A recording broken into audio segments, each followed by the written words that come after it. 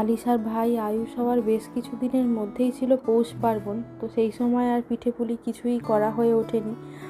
তাই মা বাড়ি ফেরার আগে একদিন বানিয়েছিল দেখো দুধ পুলি। কত দিন পর যে খেলাম। এরকম তো একা করে বানানো হয়েই ওঠে না, যদিও লাস্ট ইয়ার বানিয়েছিলাম আমি আর অর্ঘ্য দুজনে মিলে। আর ওই যে দুধ পুলির পুরটা ছিল সেটা দিয়ে আরেকদিন বানানো হয়েছিল পাটিসাপটা। তো বাজা পিতা নয়,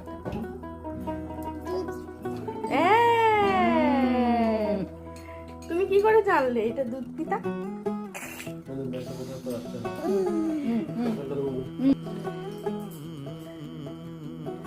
এটাকে বলে দুধ পুলি।